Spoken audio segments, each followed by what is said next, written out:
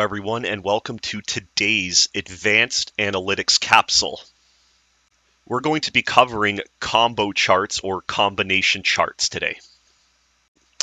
Are you ever looking to combine two charts, or maybe you created a line chart and a bar chart and you're like, oh wow, that'd be really cool if I can put them together and visually display the bars and the line chart side by side, for example, on top of each other. So combo charts allow you to do this. They actually further enhance the visual analysis of your data inside of Borealis by combining those different types of charts together. You are limited in the charts you can select, and you can't use things like subcategories like you would if you're designing, I guess, a basic chart, but it does generate some really cool results. And if you've ever had that question, can I put two charts together? Or if you're ever curious on how to do it, this video is definitely for you, and I'm really looking forward to showing it to you today.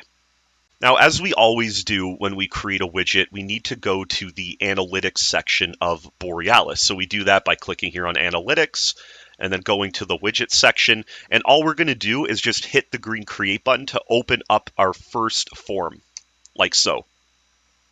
Now, I guess we always have to ask ourselves, for good practice, what exactly or what type of combo chart would I be looking to build? What I want to do is maybe I want to compare the number of individuals that I've created in the system versus the number of communications that are being entered in the system. And we're going to use what we learned in the previous video to accomplish this as well, where we're going to create two charts that have a cumulative count of the number of individuals and the number of communications, and then we're going to put them together to make something really nice and visually appealing. So I do need to create my first chart, and we'll probably start with the individuals chart. So in order to start creating a combo chart, we do need to select it in the type of widgets here. You can see it right below charts. It's just called combination charts. So let's select it. Now we need to pick the form as well, but we'll also see a new option has appeared to us. So we can pick an existing chart that's already been created and start working from there, or we could just start from scratch. So I'm going to start from scratch in this case, and the first chart, again, I'm looking to build is just the increase of my individual database over the last few years by month. So we're going to create that now, and let's get into it. So after selecting the individuals form, I'm just going to click Next.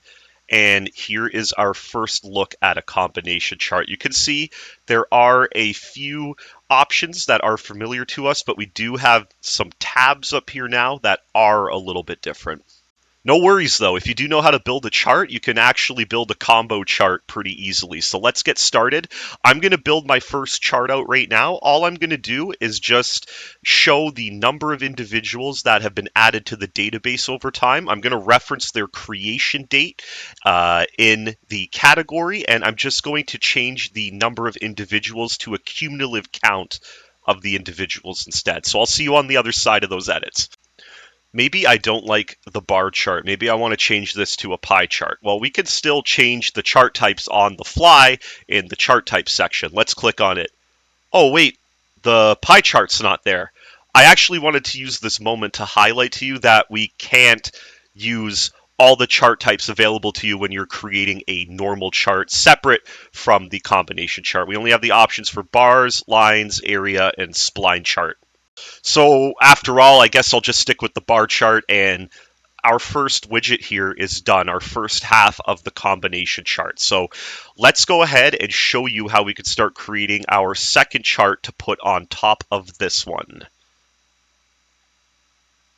So all I need to do to start creating my second chart is I need to go back up to the top, and I need to click on the green plus button here, and it's going to create, again, giving me options to create a new chart or to use an existing chart that I've already created. We're going to start from scratch again, and I'm just going to hit create chart. Now it's going to ask you to pick from the form.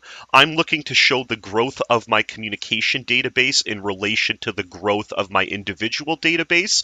This chart that we already built is coming from the individual side. All that's left is to now pull from the communication form. So all we're doing is just telling the second chart we're going to build which form we want to pull from. So we want to go with communications here, and you see it will generate a second chart like this, but we need to do some editing now to make it look nice. Now, one thing I do want to highlight is that typically when you're creating combination charts, you want to assign out the same category. That's because this chart I just created, or this purple bar on communications, is showing the number of planned and recorded communications because its category is set to status, where the individual's category is set to creation date.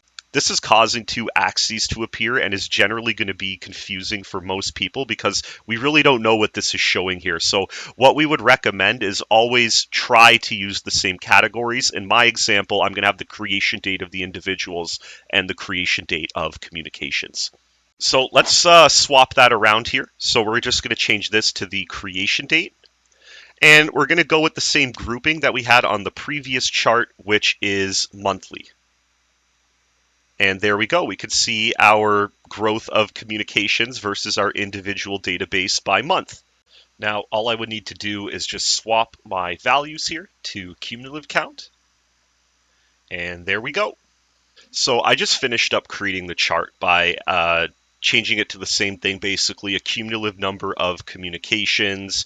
I swapped again, you saw the category to the creation date, and I selected the same grouping type as monthly. And you can see now it's visually showing me the purple bars as the number of communications and the blue bars as the number of individual growth over time.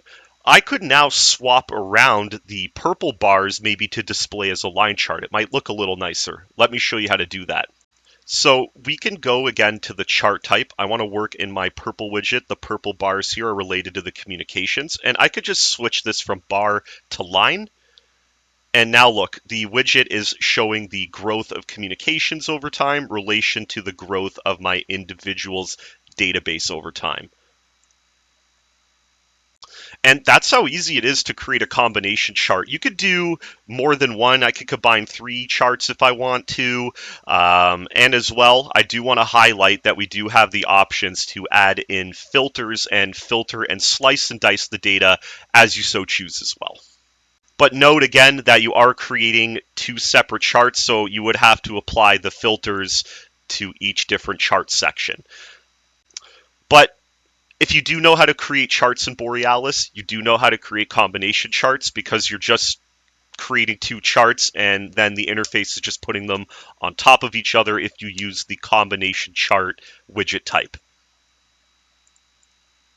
Now, it's also always good practice to rename your charts when you're doing combo charts in Borealis. So you could do that by changing the chart name right here. So I've already have one, for example, called the total number of individuals over time.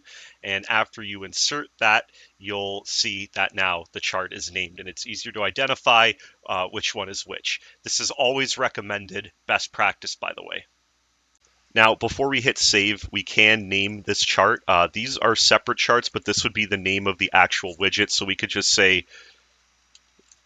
growth of database over time. That's it. And we hit save. And there is our first combination chart.